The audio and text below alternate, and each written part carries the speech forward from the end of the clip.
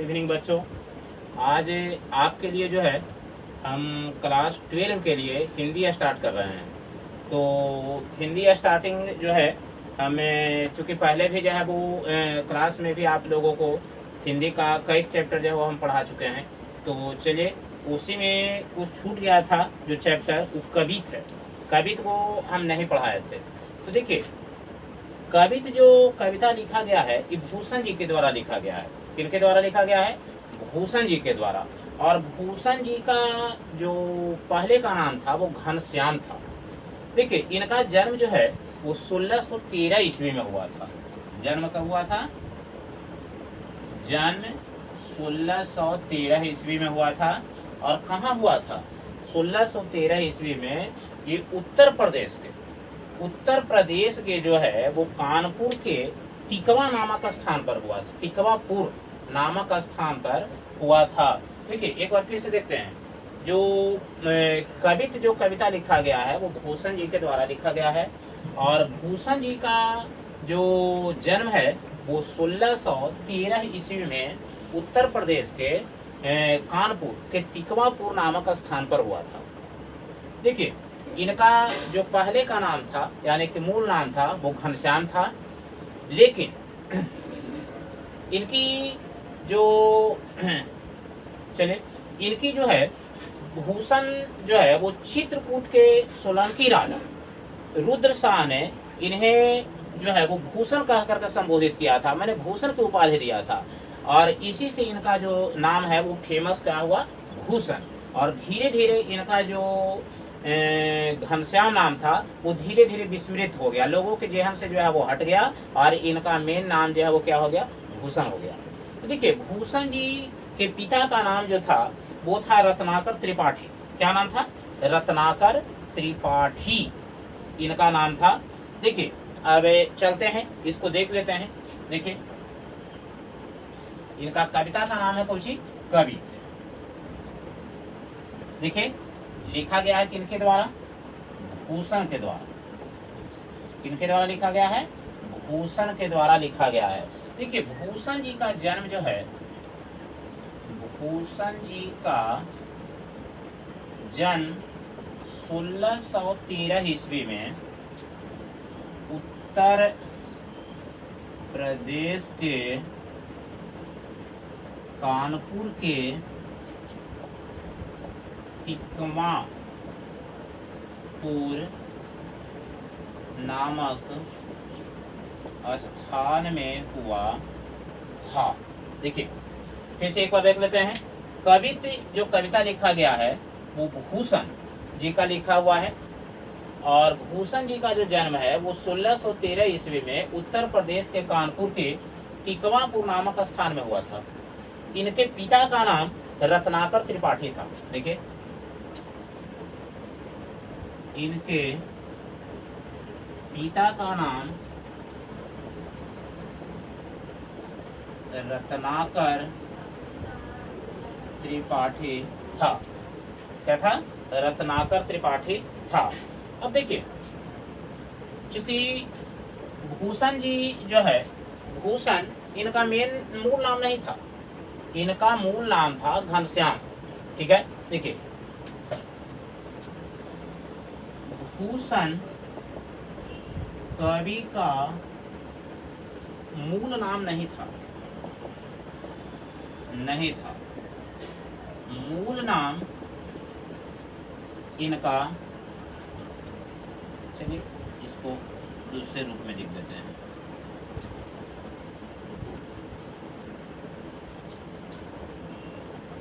भूषण जी का मूल नाम घनश्याम था। इन्हें उपनाम भूषण,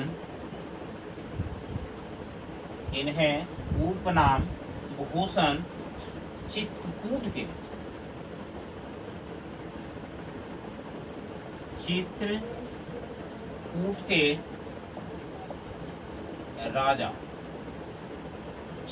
के राजा रुद्र शाह चित्रकूट के सोलंकी राजा,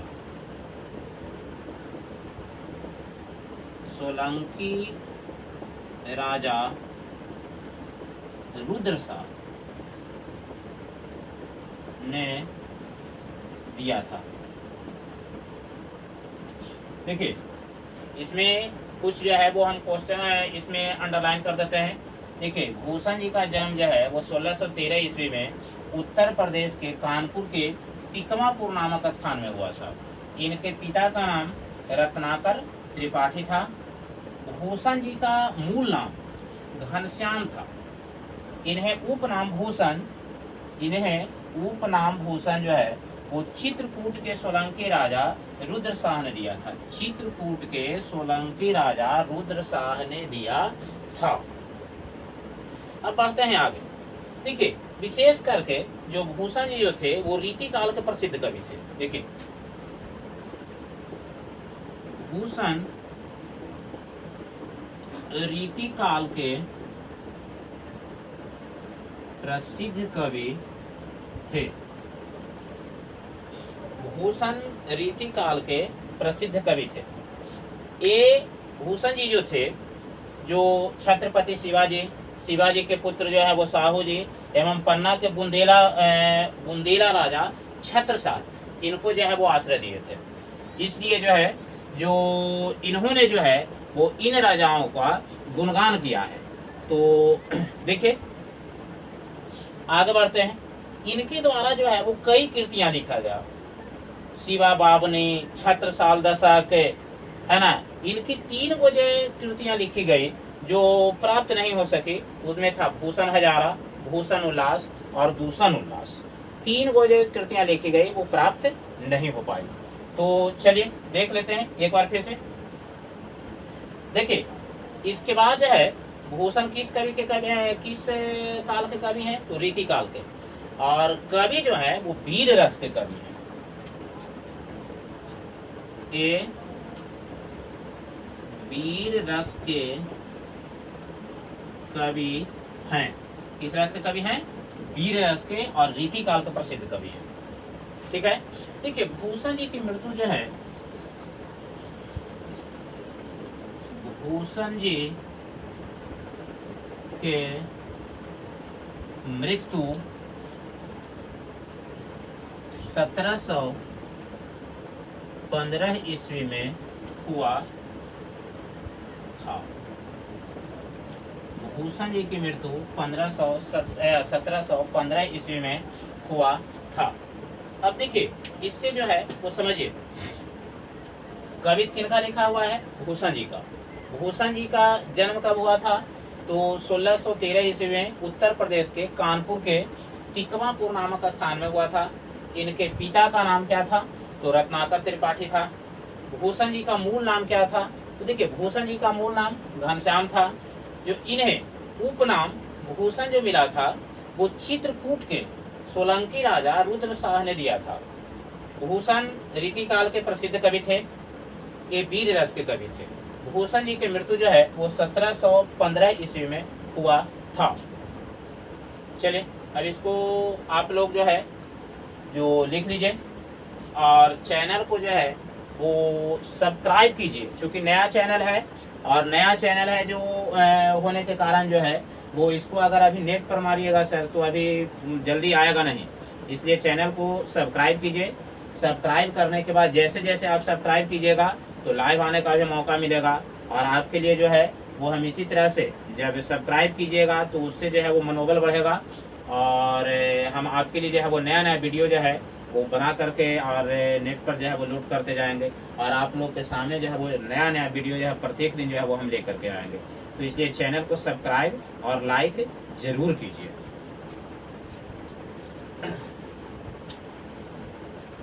चलिए हम आगे बढ़ते हैं। देखिए ऑब्जेक्टिव क्वेश्चन जो है, हालांकि ऑब्जेक्टिव क्वेश्चन हम इसको जब चैप्टर को पढ़ा देंगे तो हम आपके लिए ऑब्जेक्टिव क्वेश्चन स्पेशल लेकर के आएंगे।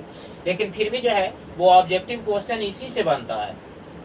इसको जो है वो आप एक बार बढ़िया से पढ़ लीजिए और इसमें अंडरलाइन भी कर दिया गया है। अंडरलाइन करने का अर्थ हुआ कि आप इस पर जो है वो थोड़ा जो है वो विशेष रूप से पढ़िए। कि भूषण जी का जो जन्म है वो 1613 ईस्वी में हुआ था। तो क्वेश्चन इसे ऑब्जेक्टिव क्वेश्चन आप बना सकते हैं कि भूषण जी का जन्म कब हुआ था। तो इसमें 4 को विकल्प डाल देगा, 1613, 1715, 1625 और डी में डाल देगा इनमें कोई नहीं। तो आप जो है अगर सही रूप से जो है वो पढ़े हुए रहेंगे तो निश्चित तौर पर जो है वो 1613 ईस्वी में जो है वो इसका सटीक जो है वो आंसर आप लगाएंगे। तो देखिए इस तरह से इसको क्वेश्चन बनता है। आप जान रहे हैं कि 1613 ईस्वी में जो है वो उत्तर प्रदेश के कानपुर के तिकवापुर नामक स्थान में हुआ था इनका जन्म। इनके पिता का नाम क्या था? रत्नाकर त्रिपाठी था। और भूषण जी का मूल नाम घनश्याम था। भूषण जी का मूल नाम क्या था? घनश्याम था। लेकिन इन्हें उपनाम भूषण चित्रकूट के सोलंकी राजा रुद्र शाह ने दिया था। तो धीरे धीरे जो है जो भूषण जी का जो घनश्याम नाम था वो लोगों के जहन से विलुप्त हो गया, विस्मृत हो गया, माने भूलने लगे लोग। और उनका मूल नाम विस्मृत होने के कारण जो है इनका जो नाम है वो भूषण पड़ गया। और भूषण के नाम से ही इन्होंने ये जो है वो फेमस हो गए। देखिए भूषण मुख्य रूप से रीतिकाल के प्रसिद्ध कवि थे, लेकिन ये जो है वो वीर रस के कवि थे। भूषण जी की मृत्यु जो है वो 1715 ईस्वी में हो गया था। हालांकि इनकी कुछ कृतियां लिखी गई, वीर गाथा और कई कृतियां लिखी। इनकी 3 कृतियां जो है वो आप प्राप्त रहे जो नहीं मिल सके। तो चलिए अब जो है इसका हम लेकर के आते हैं, कविता इनका लेकर के आते हैं और देखिए इनकी कविता जो है वो अर्थ इनका समझाते हैं।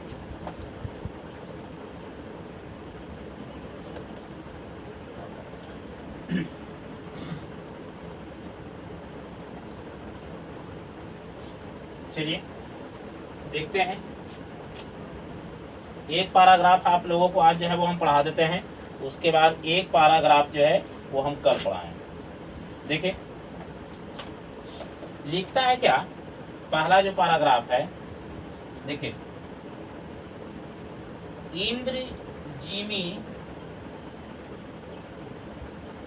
इंद्रजीमी जंब पर, इंद्रजीमी जंब पर बाड़ब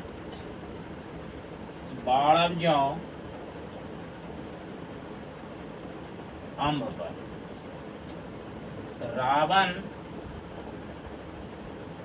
रावण सदंभ पर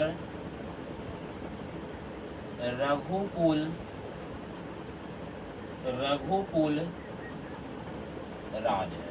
देखिए ये है पहला जो है वो पैराग्राफ है। इसका पहला इसमें जो आ रहा है पंक्ति वो ये है कि इंद्रजीमी जंब पर बाड़ब जो अम्भ पर, रावण संदंभ पर रघुकुल राज है।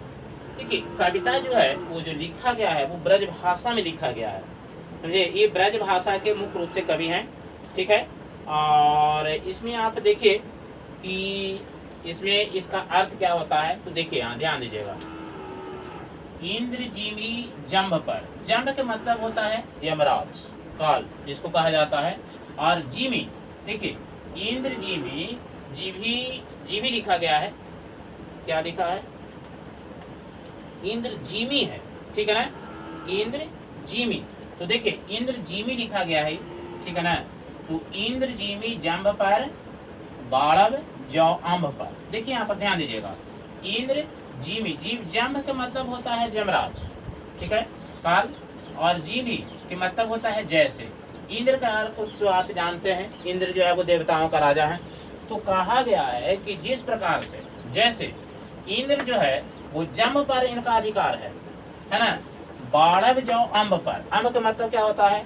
जल। देखिए अब बाड़ब का मतलब बाड़वाग्नि, बाड़ब के अर्थ होता है क्या? बाड़वाग्नि। बाड़ब का अर्थ क्या होता है? बाड़वाग्नि, यानी कि समुद्र की आग। तो देखिए कहता है क्या कि बाड़ब जाओ अम्भ पर, यानी कि समुद्र की जो आग है, समझे ना, जो जल को जो है वो शांत कर देता है, उस पर जो है वो इस तरह से अधिकार करता है।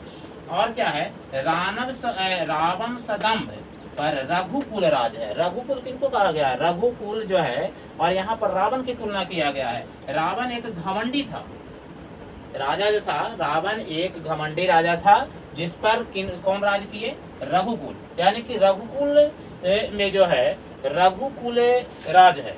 अर्थात जो है वो रावण रूपी रावण जो राजा था घमंडी, उस पर जो है वो रघुकुल तिलक या रघुकुल के जो है वो राजा राम जो है वो इस पर राज किए, इसको अपने जो है वो अधिकार में कर लिए। तो देखिए एक बार फिर से समझ लीजिए, जिस जैसे इंद्र जो है वो जम पर अधिकार रखते हैं, उसी प्रकार से अम्ब माने जल पर जो है वो बाड़ब अर्थात जो है वो समुद्र की जो आग है, समझे ना, वो उस पर जो है वो अधिकार कर लेता है। और उसी प्रकार से रघुकुल के जो राजा है राम, वो जो है वो दम्भी अर्थात जो है वो घमंडी राजा रावण पर जो है वो अपना राज करते हैं, उस पर अधिकार कर लिए।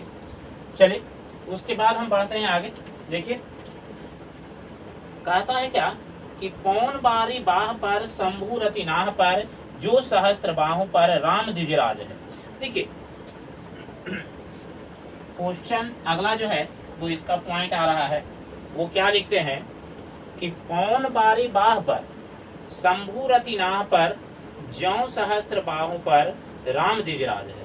पौन बारी बाह पर, देखिए ये शब्द जो आया है पौन बारी है, इसको जो है वो समझते हैं। देखिए पौन के अर्थ होता है हवा। देखिए पौन का अर्थ होता है क्या, हवा, ये आप पवन भी कह सकते हैं। और बारी बाह के अर्थ क्या होता है, बारी, बारी बाह का अर्थ होता है बादल। देखिए बारी का मतलब होता है पानी, है ना, तो इस तरह से बारी बाह के अर्थ क्या हो गया, बादल। अब देखिए ये कहता है क्या कि पौन बारी बाह पर, देखिए ध्यान दीजिएगा, वो अथी है पॉइंट है कि पौन बारी बाह पर शंभु रति नाह पर जो सहस्त्र बाहों पर राम द्विजराज है।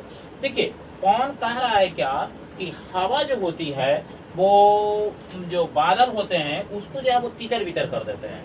तितर बितर कहने का अर्थ होता है कि जब वर्षा वाला जो बादल होते हैं और जब हवाएं चलती है तो उसको उड़ा करके ले जाती है, उसको तितर बितर कर करके जो है वो छोड़ देती है। तो हवा जो है वो बादल पर जो है वो अपना अधिकार कर लेती है, इस तरह से उसको तितर बितर कर देती है। और इसी तरह से शंभु रति नाह पर, देखिए शंभु कहा गया है शिव को, शंभु किनको कहा गया है, शिव या शंकर को। और रति नाह का अर्थ क्या होता है, रति नाह का अर्थ होता है रति के पति, रति, देखिए रति के पति। अब देखिए बाबू रति के पति का अर्थ ये होता है कि इसको माना जाए कामदेव, कामदेव। देखिए अब कामदेव कौन है, कामदेव जो है जो उनको माना जाता है काम की देवता। तो ये जो है जो इसी इन्हीं के कारण जो है जो किसी भी पुरुष या स्त्री में जो है वो काम की क्षमता जागृत होती है, तो इसीलिए इनको कहा जाता है कामदेव, माने काम की देवता। तो कह रहा है क्या, रतिना है माने रति के पति या कामदेव। तो देखिए इसमें लिखता है क्या कि पौन बारी बाह पर शंभु रति नाह पर जो सहस्त्र बाहों पर राम द्विजराज है। देखिए शंभु जो है अर्थात शिव जो है वो कामदेव पर अपना अधिकार किए हुए हैं, अर्थात जो है वो कामदेव की जो कामदेव का जो उन पर प्रभाव होना चाहिए वो शंभु पर जो है, शिव पर जो है वो उनका प्रभाव नहीं चलता है। और उसके बाद लिखे हैं जो सहस्त्र बाहों पर राम द्विजराज है। देखिए सहस्त्र बाहु जो है जो उस समय जब परशुराम जी के जो पिता थे उनका जब सहस्त्र बाहों के द्वारा जो है वो मारा गया था, तो ऐसी स्थिति में जो ये थे परशुराम, है ना, परशुराम जो थे वो सहस्त्र बाहु पर अपना विजय प्राप्त किए थे। सहस्त्र बाहु अर्थात जो है वो सहस्त्र जो है वो भुजाएं थी, अर्थात उसमें कूट कूट कर घमंड भरा हुआ था, तो उसी को जो है वो परशुराम ने जो है वो नष्ट किया था। तो इस तरह से जो है वो आप जानते हैं कि पौन बारी बाह पर शंभु रति नाह पर जो सहस्त्र बाहों पर राम द्विजराज है। देखिए जो हवा है, पवन है, जो वर्षा की जो बादलें होती है उसको तितर बितर कर डालती है, उसी जिस प्रकार शंभु रति नाह पर माने शंभु माने शिव जो हैं वो रति के पति अर्थात कामदेव पर अपना विजय प्राप्त कर लिए हैं, उसी प्रकार से जो परशुराम है वो सहस्त्र बाहु पर विजय प्राप्त कर लिए। देखिए दावा द्रुम दंड पर चिता मृग झुंड पर भूषण वितुंड पर जैसे मृगराज है। देखिए, दावा द्रुम दंड पर, चीता मृग झुंड पर, भूषण वितुंड पर जैसे मृगराज है। देखिए, कहने का अर्थ हुआ कि दावा द्रुम दंड पर, आप जानते हैं कि आग जो है, जो जंगल में जो बहुत से असंख्य पेड़ पौधे होते हैं उनकी टहलियां को जला करके राख कर देते हैं। तो उसी प्रकार से चीता जो होता है वो मृगों के झुंड पर जो है वो वार करता है। मृगों के झुंड पर जो है वो हमला जब करता है तो उसकी हमला इतना तीव्र होती है कि मृग जो होते हैं उस जो है वो इधर उधर भाग खड़े होते हैं, उनके झुंड जो है वो भाग खड़ी होती है और उसमें से मृग जो है वो कुछ मृग मारा जाता है। तो देखिए, भूषण वितुंड पर, उसी प्रकार से जो भूषण है वो अन्य कवियों में जो है वो अन्य कवियों पर जो है वो भारी पड़ जाते हैं। जैसे कह रहा है भूषण वितुंड पर जैसे मृगराज है। देखिए, तो जिस प्रकार से जो है वो मृगराज, इसमें जो है वो कहा गया है भूषण वितुंड पर जैसे जो है वो मृगराज है, माने कहने का अर्थ हुआ कि भूषण जो है वो अन्य कवियों पर जो है वो क्या करते हैं, राज करते हैं। देखिए, उसके बाद लिखते हैं क्या, तेज तम अंश पर कान जिम्ही कंस पर यो मलेच्छ वंश पर सेव शिवराज। देखिए, इसमें कहा गया है कि तेज तम अंश पर, तेज जो होता है प्रकाश को कहा गया है, सूर्य का जो रोशनी जो है वो पड़ता है उसको कहा गया है। तो कहा गया है कि सूर्य की जब रोशनी निकलती है, सूर्य का जब प्रकाश निकलता है तो वह किस पर अधिकार कर लेता है, तो तम पर अधिकार करता है। तम का मतलब होता है अंधकार, माने अंधकार को जो है वो दूर भगाने का काम करता है ना, उस पर अधिकार कर लेता है। और कह रहा है कि कान्ह जिमी कंस पर। देखिए, कान्हा अर्थात जो है वो कृष्ण जो है, जैसे कृष्ण जो है वो कंस पर अपना अधिकार कर लिए, उसी प्रकार से यो मलेच्छ वंश पर, मलेच्छ वंश औरंगजेब को कहा है। भूषण जी जो है वो मलेच्छ वंश के जो है वो तुलना है, या मलेच्छ वंश किसको कहे हैं, औरंगजेब को कहे हैं। तो कह रहे हैं कि यो मलेच्छ वंश पर सेव शिवराज है। देखिए, शिवाजी की जो है वो कहे हैं कि मलेच्छ वंश औरंगजेब जो था उस पर जो है वो इन्होंने अपने बुद्धि, अपनी चतुराई और अपने बल के द्वारा जो है वो औरंगजेब को इन्होंने अपने बस पर रखा। तो देखिए, इस तरह से जो है जो हम आपको जो है वो कवित्व, भूषण जी का लिखा हुआ कवि जो कविता है उसका एक पैराग्राफ को जो है वो हम बता चुके हैं, और शेष जो पैराग्राफ है, एक पैराग्राफ और रह गया है, उसको हम कल लेकर के आएंगे। तो चलिए, कल ये जब समाप्त हो जाएगा तो इसका क्वेश्चन आंसर को भी जो है वो हम बोर्ड पर ही करवा देंगे। और आप लोगों के लिए जो है हम प्रत्येक दिन जो है वो नए जो है वो वीडियो लेकर के आते रहेंगे। अगर वीडियो अच्छा आपको लगता है तो आप लाइक कीजिए, कमेंट कीजिए, सब्सक्राइब कीजिए, चैनल को सब्सक्राइब जरूर कीजिए, ताकि जो है वो हम आपके लिए जो वीडियो ले करके आएँ वो सबसे पहले आपके पास नोटिफिकेशन पहुँचे और आप आसानी से जो है जो वीडियो को जो है वो देख सकें। तो चलिए, देखने के लिए धन्यवाद।